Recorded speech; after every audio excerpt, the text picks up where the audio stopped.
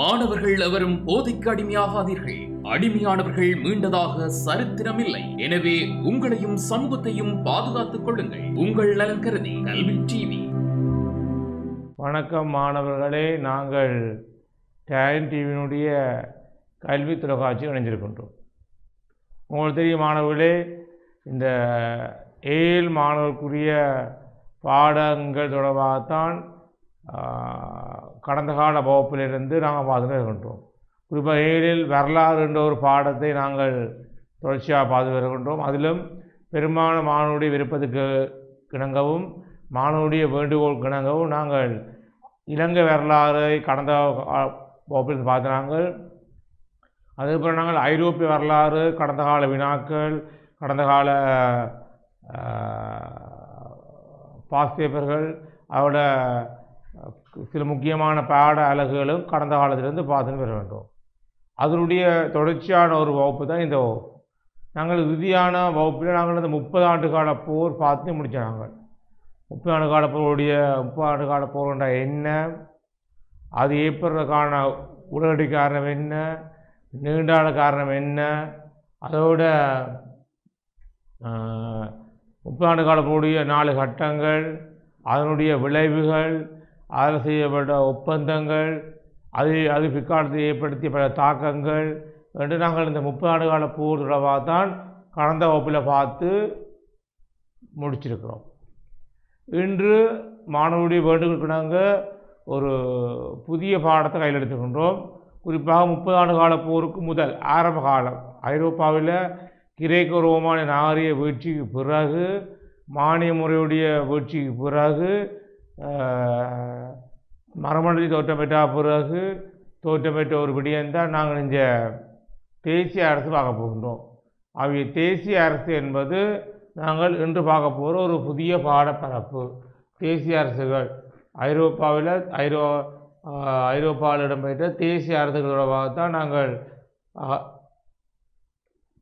தேசிய அரசு பார்க்க போகிறோம்.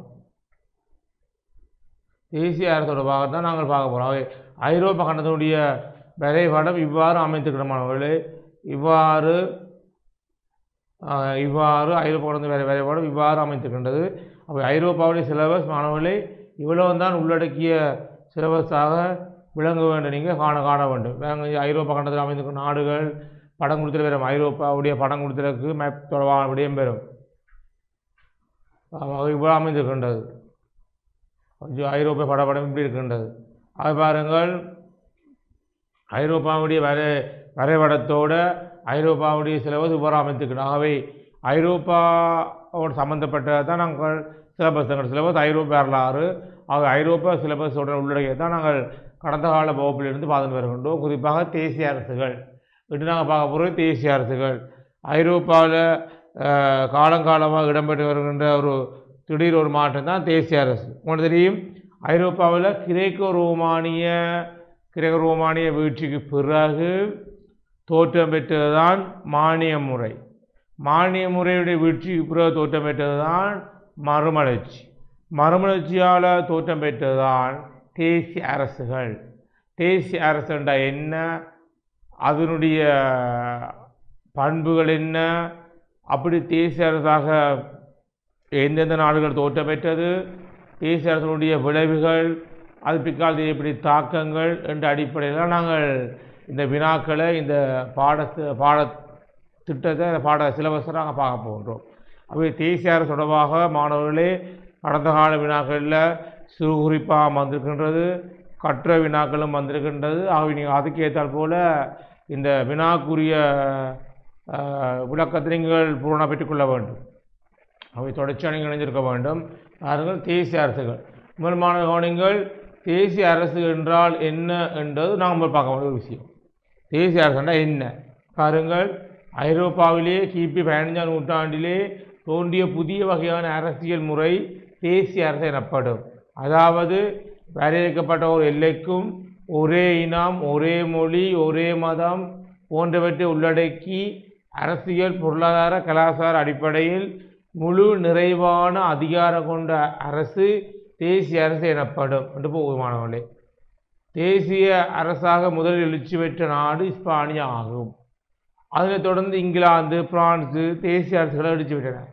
தேசிய அரசு என்பதற்கு முழு நிறைவான அதிகாரம் கொண்ட அரசு அல்லது இறமை கொண்ட அரசே தேசிய அரசு என கூறலாம். தேசிய அரசினுடைய தோற்றத்துக்கு பல்வேறு காரணிகள் அடிப்படையாக விளங்கியது என சுட்டி காட்டப்படுகின்றது. அது தேசிய அரசுகள், அதாவது ஐரோப்பாவில் உங்களுக்கு தெரியும், கிரேக்கோ ரோமானிய நாகரிக வீழ்ச்சிக்கு பிறகு மானிய முறை தோட்டம் பெற்றது. அது மானிய முறையில் நிலத்தை அடிப்படையாக கொண்டு தான் தொழில் இருக்கும். நிலம் தான் அங்கே முக்கியம் பெறும். அங்கே மன்னன் இருப்பார், அவருக்கு எந்த அதிகாரம் இல்லாமல் இருப்பார். பிறகு இருப்பினும் அவருக்கு கீழே நிறைய நிலப்பரப்பு இருக்கும். அந்த நிலப்பரப்பில் நிலப்பரப்பில் சாதாரண ஏழைகள் வந்து தங்களுடைய சுயதேவ பொருளாதாரம் செய்வார்கள். செய்கின்ற போது தங்களுக்கு வர விளைச்சலில் பெரும்பகுதியை பிறகுகளும் வரியாக கொடுக்கணும், கிறிஸ்தவ திருச்சபை வரியாக கொடுக்கணும், மக்கள் மன்னனுக்கு வரியாக கொடுக்கணும். இப்படி தான் அந்த தேசிய அரசினுடைய தோற்றவருக்கு முதல் மானிய முறை பொருளாதார முறை அல்ல நிலமானிய முறை பொருளாதாரம் காணப்படுகின்றது. அது பிறகுதான் குறிப்பாக கிபி 15ஆம் நூற்றாண்டு பிறகு, அதாவது மறுமலர்ச்சி ஏற்பட்ட பிறகு, உங்களுக்கு தெரியும் மறுமலர்ச்சி என்பது 1453ஆம் ஆண்டு தோற்றமேற்ற ஐரோப்பாவில் மறுமலர்ச்சியானது மாணவர்களே 1453ஆம் ஆண்டு தோற்றம் பெற்றது. மறுமலர்ச்சி தோற்றம் பெற்ற பிறகு ஒவ்வொரு நிலப்பரப்புகளும் ஒவ்வொரு நாடுகளாக உருமாற்றம் அடைகின்றது. அந்த நிகழ்வானது கிபி 15ஆம் நூற்றாண்டில் ஐரோப்பாவில் அரங்கேற்றப்படுகின்றது. பாருங்கள், கிபி 15ஆம் நூற்றாண்டிலே தோன்றிய புதிய வகையான அரசியல் முறை தேசிய அரசு எனப்படும். அதாவது மறுமலர்ச்சி ஏற்பட்ட, குறிப்பாக மறுமலர்ச்சி உங்களுக்கு தெரியும் மாணவர்களே, மறுமலர்ச்சியானது குறிப்பாக நீங்கள் 1453ஆம் ஆண்டு மறுமலர்ச்சி ஏற்பட்ட மாணவர்களே, அதாவது 14ஆம் நூற்றாண்டில் மறுமலர்ச்சி ஏற்பட்டது. மறுமலர்ச்சி ஏற்பட்ட பிறகு ஐரோப்பாவில் கிபி 15ஆம் நூற்றாண்டுக்கு பிறகு தோன்றிய ஒரு புதிய வகையான ஆட்சி முறையைத்தான் தேசிய அரசு என ஐரோப்பிய வரலாற்று ஆசிரியர் வர்ணிக்கின்றார்கள். புதிய வகையான ஆட்சி முறை. அது என்ன புதிய வகையான ஆட்சி முறை என்று தொடர்ச்சியாக கவனியுங்கள். அதாவது வரையறுக்கப்பட்ட ஒரு எல்லைக்கும் ஒரே இனம், வரையறுக்கப்பட்ட ஒரு எல்லை இருக்கணும், அதுக்குள்ள ஒரு இனம் இருக்கணும்.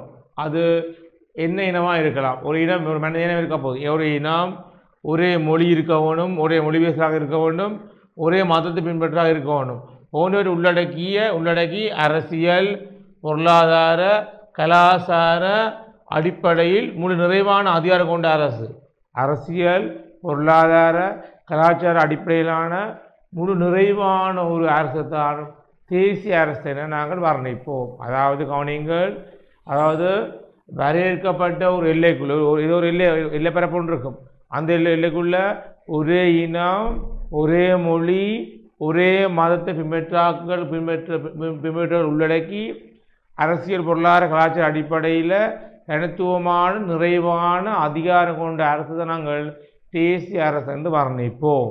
இதுதான் தேசிய அரசுகள். இவ்வாறு தேசிய அரசாக முதலில் கவனிங்கள். இவ்வாறு தேசிய அரசாக முதலில் எழுச்சி பெற்ற நாடு இஸ்பானியா ஆகும். இஸ்பானியா தான் ஐரோப்பாவிலே தேசிய அரசாக முதலாக எழுச்சி பெற்ற நாடாக தோற்றம் பெற்றது மாணவர்களே. அதனைத் தொடர்ந்து இங்கிலாந்து, பிரான்ஸு தேசிய அரசுகளாக எழுச்சி பெற்றன. இங்கிலாந்து, பிரான்ஸ் எல்லாம் அதுக்கு அடுத்தடுத்த நிலையில் தேசிய அரசுகளாக எழுச்சி பெற்ற தன்மையை நாங்கள் காணக்கூடியதாக இருக்கின்றது. பாருங்கள், தேசிய அரசு என்பதற்கு முழு நிறைவான அதிகாரம் கொண்ட அரசு, நிறைவான, அதாவது அந்த எல்லைக்குள்ள வரையறுக்கப்பட்ட ஒரு எல்லை இருக்குல்லவா, அந்த எல்லைக்குள்ள ஒரு ஆட்சியாளர் இருப்பார், மன்னனோ அல்லது தலைவனோ இருப்பார். அவருக்கு அந்த எல்லைக்குள்ள அரசியல் ரீதியாகவோ, பொருளாதார ரீதியாகவோ, கலாச்சார ரீதியாகவோ என்ன விடயம் தொடர்பாகவோ தீர்மானம் இருக்கக்கூடிய அதிகாரம் அவருக்கு இருக்கும், நிறைவான அதிகாரம் இருக்கும். எல்லையை தாண்டி செய்ய முடியாது. வரையறுக்கப்பட்ட ஒரு எல்லைக்குள்ள அவர் தனக்குரிய தீர்மானத்தை எடுக்கக்கூடிய அதிகாரம் கொண்டதான் இந்த அரசு இருக்கும். அதாவது முழு நிறைவான அதிகாரம் கொண்ட அரசு, அல்லது இறாமை என்றாலும் ஒன்றுதான் மாணவர்களே, அதிகாரம் என்றாலும் ஒன்றுதான். இறமை கொண்ட அரசு தேசிய அரசு வர்ணிப்பார். அவை அதிகாரம் இருக்க வேண்டும், ஒரு எல்லை இருக்க வேண்டும், சொன்ன போல இனம் இருக்க வேண்டும், மதம் இருக்க வேண்டும், மொழி இருக்க வேண்டும். எவ்வளவு கொண்ட ஒரு விடயங்கள் தான் தேசிய அரசு என வர்ணிக்கப்படுகின்றது. அதனால் தேசிய அரசினுடைய தோற்றத்துக்கு பல்வேறு காரணிகள் அடிப்படையாக விளங்கியதை விளங்கியது என சுட்டி காட்டப்படுகின்றது. அவை தேசிய அரசுன்னா என்னென்னு பார்த்துட்டான். அப்படி தேசிய அரசாக ஆரம்பத்தில் இஸ்பானியாவும் அப்புறம் இங்கிலாந்தும் பிரான்ஸ் தோற்றப்பட்டது. காலப்பகுதியில் வேறு ஐரோப்பிய நாடுகளும் தேசிய அரசாக எழுச்சி பெற்று பார்த்துருக்கோம். ஏனி இவ்வாறு தேசிய அரசாக எழுச்சி பெறுவதற்கு என்னென்ன காரணங்கள் உதவி இருக்குது, என்னென்ன காரணங்கள் அடிப்படையாக அமைத்துக்கின்றதை நாங்கள் பார்க்க போகிறோம். பாருங்கள் மாணவர்களே, பாருங்கள்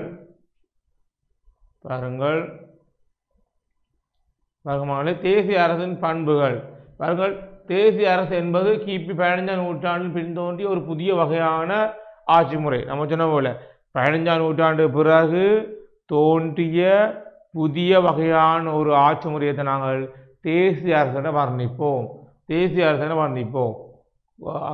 அதாவது ஒரு வரையறுக்கப்பட்ட எல்லைக்குள் ஒரே இனம், ஒரே மதம், ஒரே மொழி என்பவற்றை உள்ளடக்கி அரசியல், பொருளாதார, கலாச்சார அடிப்படையில் முழு நிறைவான அதிகாரம் கொண்ட அரசு தேசிய அரசு ஆகும். பார்த்தாங்க, தேசிய அரசானது தனக்கென பல்வேறு பண்புகளையும் இயல்புகளையும் கொண்டிருக்கின்றது.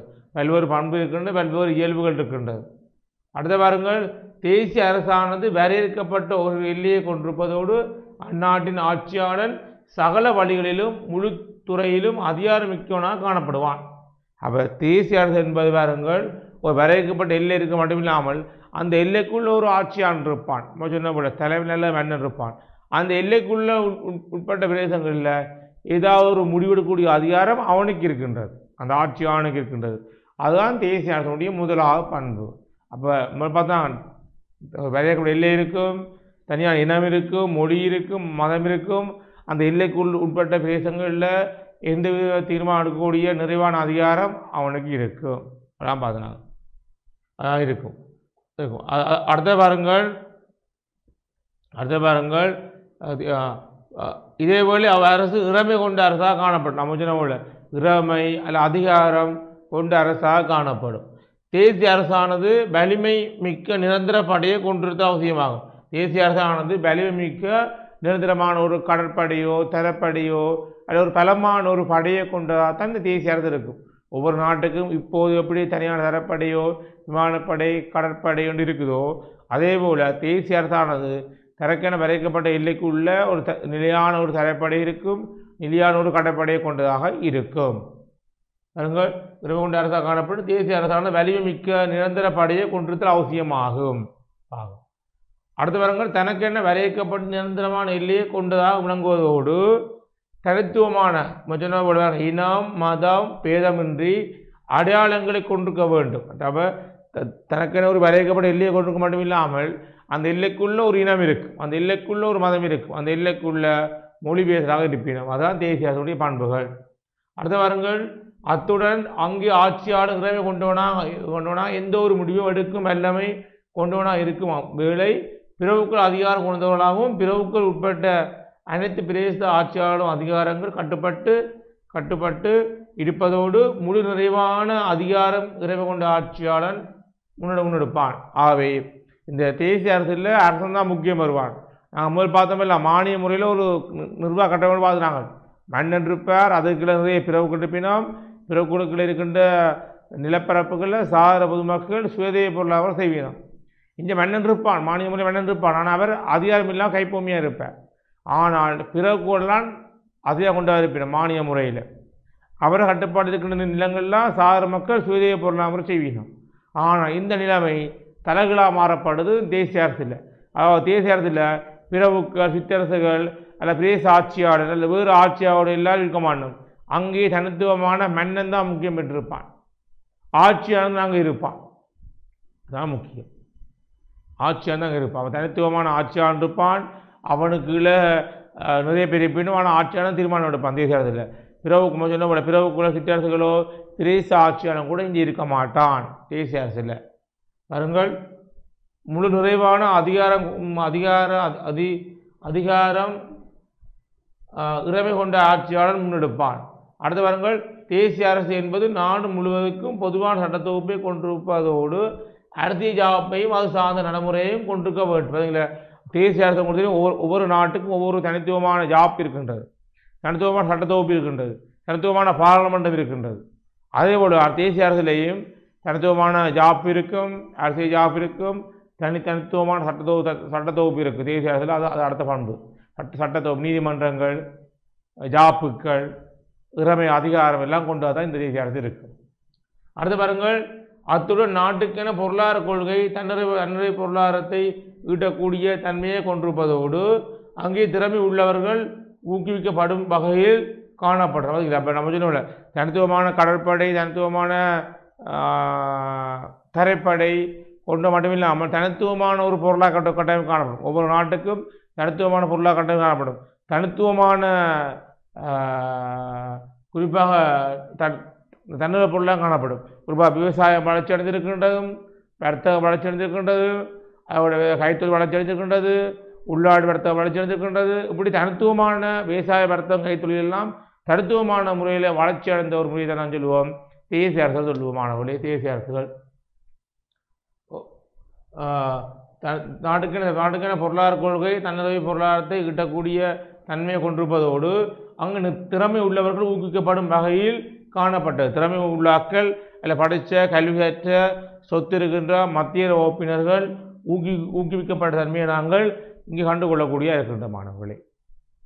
அடுத்த பாருங்கள், கடல் தரை எல்லைகள் வரையறுக்கப்பட்டதோடு அவ்வெல்லைகளை மற்ற நாடு ஏற்றிருக்க வேண்டும். அப்போ தனித்துவமான கடல், தனித்துவமான எல்லை பரப்பு இருக்க வேண்டும் இல்லாமல் அந்த கடல் எல்லை அல்ல தரை எல்லை எல்லாம் மற்ற நாடுகள் அதை ஏற்றிருக்க வேண்டும். ஒரு முரண்பாடு வரக்கூடாது.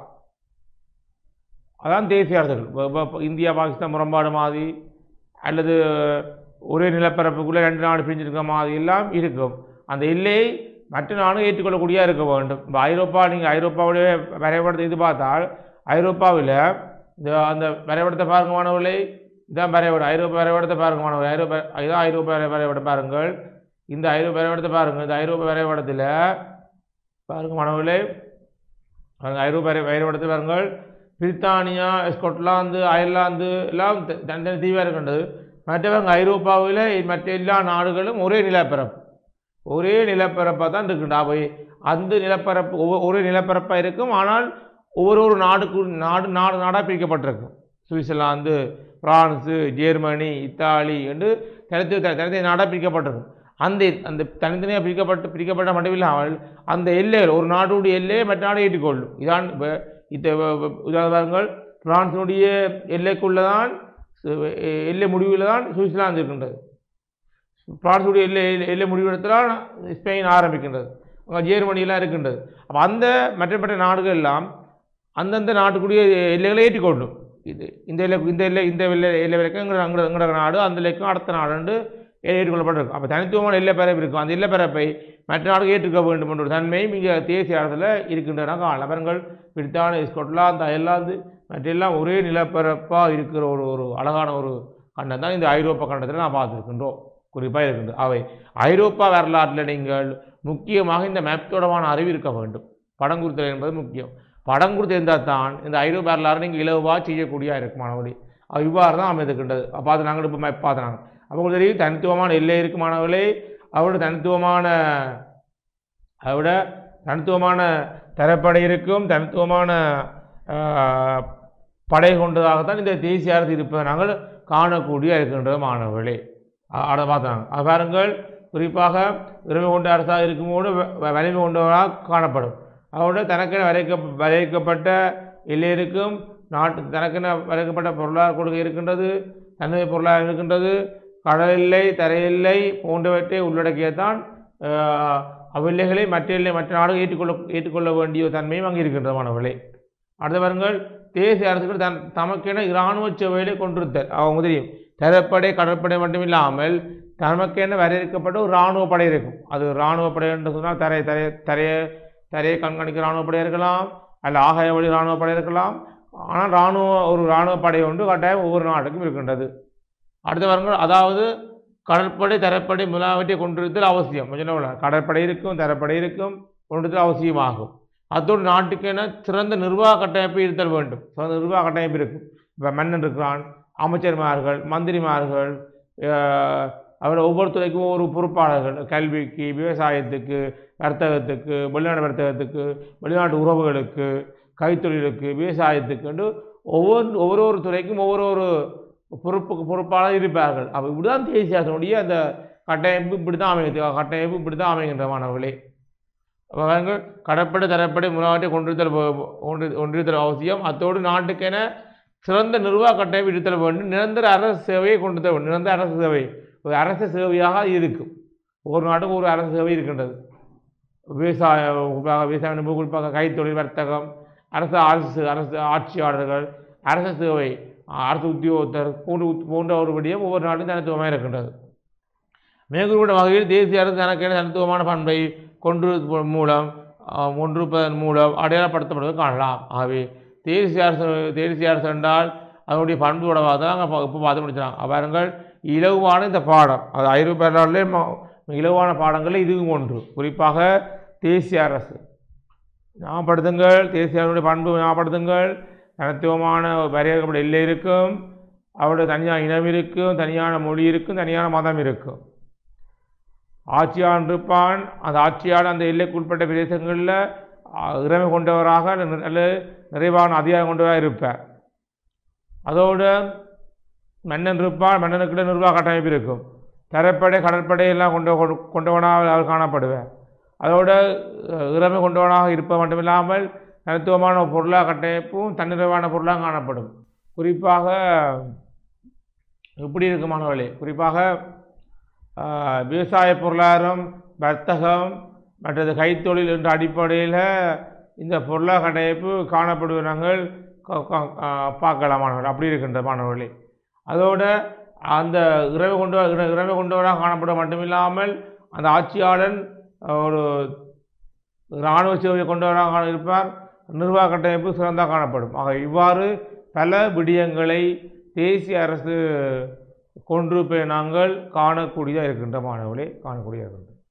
எடிப்பாருங்கள், தேசிய அரசு முடிவுரை பாருங்கள். மேற்கூறப்பட்ட வகையில் தேசிய அரசு தனக்கென தனித்துவ பண்பை கொண்டிருப்பதன் மூலம் அடையாளப்படுத்தப்படுவதை காணலாம். அடுத்த பாருங்கள், தேசிய அரசு உருவாக காரணங்கள். தேசிய அரசனுடைய பண்பு பார்த்த நாங்கள் தேசிய அரசில் என்ன, அப்படி தேசிய அரசு என்ன எழுச்சி வைத்தது, தேசியனுடைய பண்பு பார்த்தனாங்க, பண்பு அல்ல இயல்புகள் பார்த்தனாங்க. ஏன் ஐரோப்பாவில் தேசிய அரசு எழுச்சி வரணும் என்று பார்க்க போகிறோம். சிம்பிளாக சொல்லணும்னு சொன்னால் கவனிங்கள். மானிய முறை வீழ்ச்சிக்கு பிறகு மறுமொழி சூட்டம் வேண்டும். மறுமொழி சூட்டம் பெற்ற பிறகு ஒவ்வொரு மொழி பேசுகிறாக்கள் தமக்குரிய ஒரு நாடு வேண்டும், தமக்குரிய ஒரு தேசம் வேண்டும் என்றுதான் மெயினாக மையப்படுத்தி இந்த தேசிய அரசுகளை உருவாக்கி இருக்கிறார்கள். குறிப்பாக பாருங்கள் தேசிய அரசு உருவாக காரணங்கள். தேசிய அரசு என்பது வரையறுக்கப்பட்ட ஒரு எல்லைக்குள் ஒரே இன, மதம், மொழி என்பவற்றினை உள்ளடக்கி ஒற்றுமையாகவும் வலிமையாகவும் அதேவேளை இறமை கொண்ட ஆட்சி முறை காணப்படும். இறமை கொண்ட ஆட்சி முறை, இறமை அதிகாரம் இருக்குவாங்க. அந்த ஆட்சியாளனுக்கு அந்த நிலப்பரத்தான் ஆட்சியை நிலப்பரப்புக்குள்ள தீர்மானம் எடுக்கக்கூடிய அதிகாரம் அவருக்கு கட்டாயம் இருக்கும். அந்த ஆட்சியாளர் கட்டாயம் இருக்கும். அது இறமை கொண்ட ஆட்சியாக இருப்பார். பாருங்கள், அந்த வகையில் தேசிய அரசு கிபி 5ஆம் நூற்றாண்டு பின் தோன்றிய புதிய ஆட்சி முறை ஆகும். கிபி 5ஆம் நூற்றாண்டு பின் 5ஆம் கவனிங்கள். 15ஆம் நூற்றாண்டு பின் மாணவர்களே, 15ஆம் நூற்றாண்டுக்கு பிறகு 15ஆம் நூற்றாண்டுக்கு பின் தோன்றிய ஒரு புதிய ஆட்சி முறை ஆகும். புதிய ஆட்சி முறை அந்த தேசிய அரசு ஆகும்.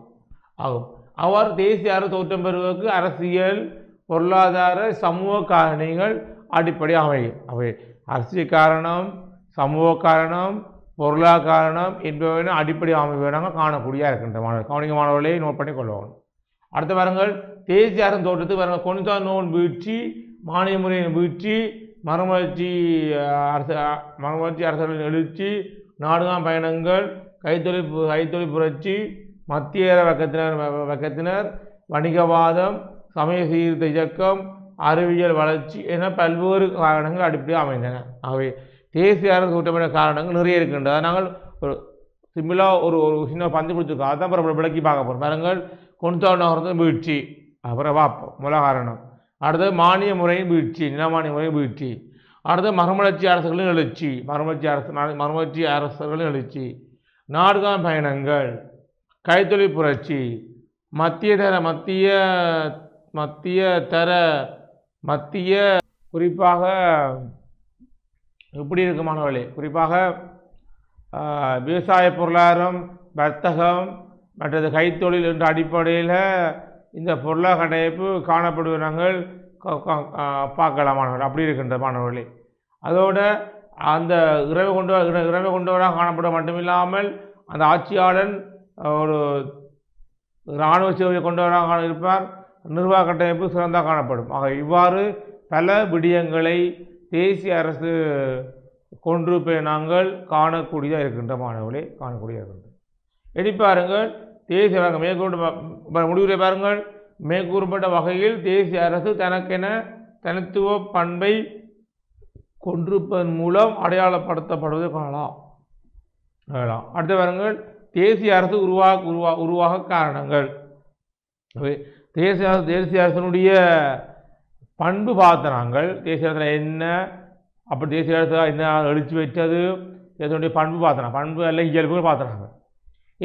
ஏன் ஐரோப்பாவில் தேசிய அரசு எழுச்சி வரணும் என்று பார்க்க போகிறோம்.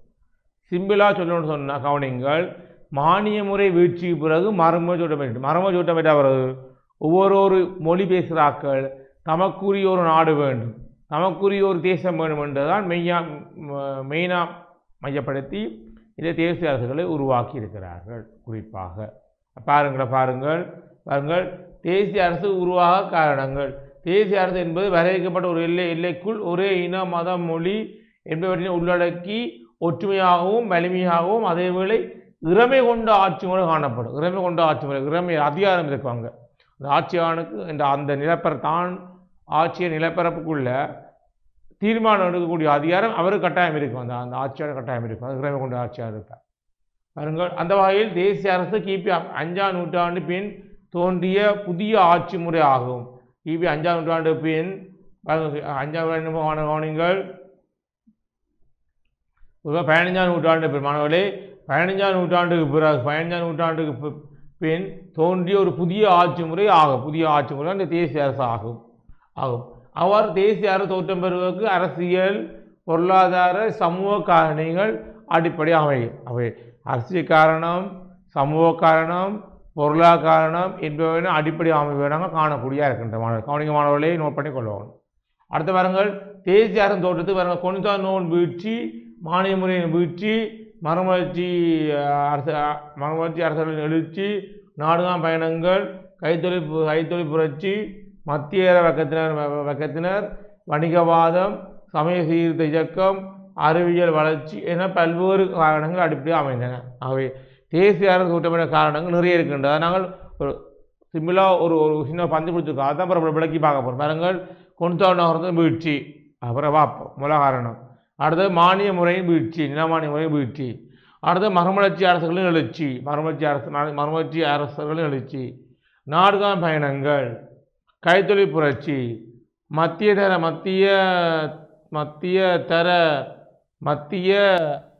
தர வர்க்கத்தினர் மற்றும் வணிகவாதம், சமய சீர்திருத்த இயக்கம், அறிவியல் வளர்ச்சி என பல்வேறு காரணங்கள் அடிப்படையாக அமைந்தன. அவை இவ்வளவு காரணங்கள் ஐரோப்பாவில் தேசிய அரசு எழுச்சி வருவதற்கு காரணங்கள். இனி இந்த விடயங்கள் இந்த பாயிண்ட்ஸை தான் நாங்கள் இனி விளக்கமாக பார்க்க போகிறோம். கொன்சானோர் வீழ்ச்சியால் எப்படி தேசிய அரசு தோற்றமிட்டது, மானியவர் வீழ்ச்சியால் எவ்வாறு தேசிய தோற்றமிட்டது என்று ஒவ்வொன்றுக்கும் நாங்கள் இனி விளக்கம் பார்க்க போகிறோம். கவனிங்கமானவர்களே, கவனிங்கள். தேசிய அரசின் தோற்றத்துக்கு வழியமைத்த காரணங்களில் கொன்சானோர் வீழ்ச்சி பிரதான காரணமாகும். உங்களுக்கு தெரியும், அவர்கள் 1453ஆம் ஆண்டு ஒட்டோமன் துருக்கியர் கொன்ஸ்டாந்தினோபிளை கைப்பற்றியதால் பாரிய அளவிலான இழப்பு ஒன்றை ஐரோப்பியர் எதிர்நோக்கினர். 1453ஆம் ஆண்டு ஒட்டோமன் துருக்கியர்கள் கொன்ஸ்டாந்தினோபிள் நகரத்தை கைப்பற்றியதால் எப்படினால் பாரிய அளவிலான இழப்பு ஒன்று ஐரோப்பியர் எதிர்நோக்கினர். கொன்ஸ்டாந்தினோபிள் வீழ்ச்சி தெரியும், மேற்கு கிழக்கினுடைய வர்த்தக பாதையின் மத்தியில் அமைந்திருக்கிற ஒரு தேசம்தான் கொன்ஸ்டாந்தினோபிள் நகர். அந்த நகருடைய வீழ்ச்சி ஐரோப்பியர்களை திக்குமுக்காட வச்சு விட்டது. ஏனென்றால் மேற்கு நாடுகளுக்கும் கிழக்கு நாடுகளுடைய வர்த்தகப்பாக தள்ளப்பட்டு, அதை விட ஐரோப்பியருடைய வர்த்தகம் எல்லாம் முடக்கப்பட்டு, ஆகவே ஐரோப்பியர்கள் தமக்கென தனித்துவமான ஒரு நாடு ஒன்று உருவாக்க முயல்கின்றார்கள். கவனிங்களப்ப 1953ஆம் ஆண்டு ஒட்டோமன் துருக்கியர்கள் கொன்ஸ்டாந்தினோபிளை கைப்பற்றியதால் பாரிய அளவிலான இழப்பு ஒன்று ஐரோப்பியர் எதிர்நோக்கினர்.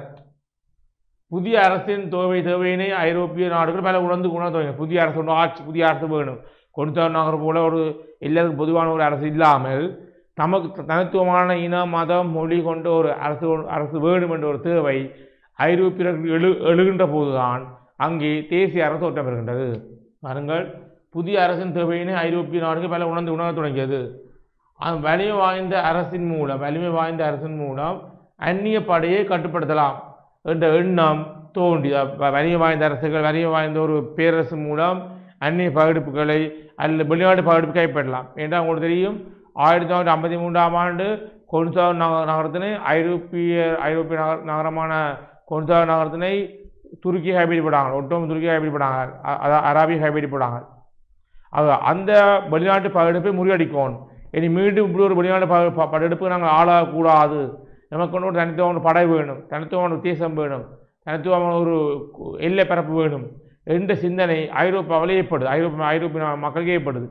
அந்த சிந்தனையின் வெளிப்பாடு தான் பிற்காலத்தில் தேசிய அரசானது இனம் மதம் மொழி கொண்டதாக எழுச்சி வருகின்றது.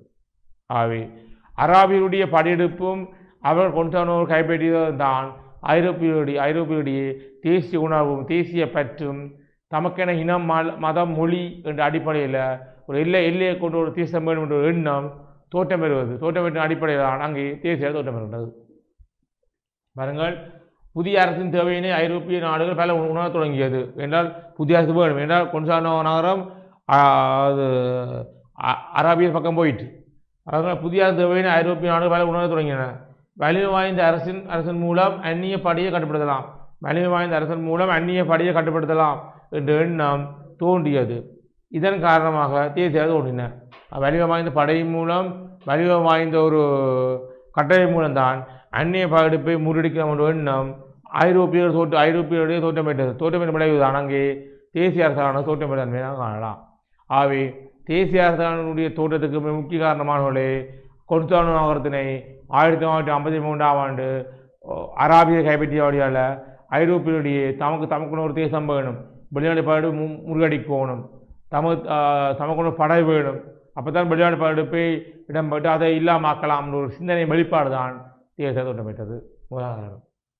அடுத்த ரெண்டாவது பாருங்கள், ஐரோப்பாவில் தோன்றிய ஆட்சியாளர்களே சிறப்பான எழுச்சிக்கும் தேசிய அரசின் எழுச்சிக்கும் ஐரோப்பாவில் தோன்றிய ஆட்சியாளர்களே சிறப்பான எழுச்சிக்கும் தேசிய அரசின் எழுச்சிக்கும் காரணம் என கூறப்படுகின்றது. Hispania Ferdinand Isabella Anjaan Charles போன்ற ஆட்சியாளர்கள் மேற்கொண்ட நடவடிக்கையானது தேசிய அரசு மாற்றம் செய்யப்பட்டது. இப்போ உங்களுக்கு இஸ்பானியாவோட பெர்டினண்ட் இசபெல்லா அஞ்சான் சார்ல்ஸ் போன்ற ஆட்சியாளர்களுடைய சிறப்பான செயற்பாடு காரணம் தான் இஸ்பானியானது தேசிய அரசாங்கம் எழுச்சி பெற்றது. அவங்க ஆட்சியாளருடைய செயற்பாடும் தேசிய அரசு எழுச்சி பெற காரணமானவர்களே. அவங்க ஆட்சியாளருடைய தன்மையும் அவங்க தமக்கு ஒரு தேசம் வேணும், தமக்கு ஒரு நிர்வாக கட்டமைப்பு வேணும், தமக்கு ஒரு நிலப்பரப்பு வேணும் என்ற சிந்தனை வெளிப்பாடு தான் ஐரோப்பாவிலே தேசிய அரசாக இஸ்பானியானது எழுச்சி தன்மையாக காணலாம். பாருங்கள், ஐரோப்பாவில் தோன்றிய ஆட்சியாளர்களே சிறப்பான எழுச்சிக்கும் தேசிய அரசின் எழுச்சிக்கும் காரணம் என கூறப்படுகின்றது. Hispania Ferdinand Isabella Anjaan Charles போன்ற ஆட்சியாளர்கள் மேற்கொண்ட நடவடிக்கையானது தேசிய அரசாக மாற்றம் பெற்றது. அந்த வகையில் இங்கிலாந்தின் 7ஆம் ஹென்றி 8ஆம் ஹென்றி எலிசபெத் முதலானவர்களின் நடவடிக்கை பேரரசு எழுச்சிக்காக அமைந்தது. அவை எப்படி இஸ்பானியாவில் பெர்டினண்ட் இசபெல்லா அஞ்சான் சார்ல்ஸ் போன்ற நடவடிக்கைகள் எழுச்சி காரணமோ அதே போல் இங்கிலாந்து குறிப்பாக 1ஆம் வில்லியம் 1ஆம் எட்வர்ட் 2ஆம் எட்வர்ட் அடுத்த 7ஆம் ஹென்றி 8ஆம் ஹென்றி எலிசபெத் மகாராணி போன்றவருடைய நடவடிக்கை காரணமாக இங்கிலாந்து அல்லது பிரித்தானியா தேசிய அரசாக எழுச்சி வருகின்றது. அடுத்த இதேபோல் பிரான்சின் 8ஆம் சார்ல்ஸ் 4ஆம் ஹென்றி 14ஆம் லூஜி ஆகியோர்கள் தேசிய அரசாக மாறியது. அவை இஸ்பானியா இங்கிலாந்து பிறகு 3வது நாடாக தேசிய எழுச்சி பெற்ற நாடு பிரான்ஸ் மாணவர்களே. பிரான்ஸ் தேசிய அரசாக எழுச்சி வருவதற்கு குறிப்பாக பிரான்சின் 8ஆம் சார்ல்ஸ் 4ஆம் ஹென்றி 8ஆம் சார்ல்ஸ் 4ஆம் ஹென்றி 11ஆம் லூச்சி 14ஆம் லூச்சி போன்ற மன்னனுடைய செயற்பாடு காரணமாக இங்கிலாந்து இஸ்பானியா போல பிரான்ஸும் 15ஆம் நூற்றாண்டுக்கு பிறகு தேசிய அரசாக எழுச்சி பெற்ற தன்மையை நாங்கள் காணக்கூடிய இருக்கின்றது. அவ்வாறு ஆட்சியாளர்கள் சிறப்பாக காணப்பட்டவுடன் சிறந்த அமைச்சர்களும் காணப்பட்டனர். ஆட்சியாளரோட நிர்வாகம் செய்கிறதுக்காண்டி ஒவ்வொரு துறைக்கும் நம்ம சின்னவோல கல்வி அல்லது விவசாயம் போக்குவரத்து போன்ற ஒவ்வொரு துறைக்கும் சிறந்த ஒரு அமைச்சர் நியமிக்கப்பட்ட மட்டுமில்லாமல் நியமிக்கப்பட்டதும் அங்கே தேசிய அரசு எழுச்சி பெற காரணம் அமைகின்றது. அதோட பிரான்சின் ரிச்சர்டு மசாரின் இங்கிலாந்தின் ஸ்டன்லி கோமானார் தேசிய அரசு உருவாக காரணமானவர். ஆகவே பிரான்சின் ரிச்சர்டு மசாரின் இங்கிலாந்தின் ஸ்டன்லி கோமானார் போன்றவர்களும் பிரான்ஸ் இங்கிலாந்து போன்ற நாடுகளை தேசிய அரசு எழுச்சி பெற காரணம் அமைந்திருக்கின்றது. ஆகவே மாணவர்கள் இன்று நாங்கள் தேசிய அரசு என்றால் நின்று பார்த்த நாங்கள் அதாவது 15ஆம் நூற்றாண்டுக்கு பிறகு எடுத்து வைத்த ஒரு புதிய ஆட்சி முறை தான் தேசிய அரசு. அதனுடைய தேசிய அரசு 5 நாள் எடுத்து வந்து பார்த்துனாங்க. தேசியனுடைய பண்பு பார்த்துனாங்க. இப்போ அடுத்தையாக பார்த்து கொண்டிருக்கிறோம் தேசிய அரசு எழுச்சி வருவதற்கான காரணங்கள். அப்போ நாங்கள் இந்த காரணங்கள் நாங்கள் அடுத்த பகலமானவர்களே நீங்கள் தொடர்ச்சியாக டான்டியுடைய கல்வி தொலைக்காட்சி இணைந்திருப்பவர்களாக இவ்வாறான பல வரலாறு தொடர்பான பாடம் தொடர்பான விடங்களை காணலாமானவர்களே. நன்றி, வணக்கம் மாணவர்களே. கல்வி டிவியில் புத்தம்புது நிகழ்ச்சிகளை உடனுக்குடன் பார்த்து மகிழ எமது ஃபேஸ்புக் மற்றும் யூடியூப் பக்கத்தை லைக் செய்யுங்கள்.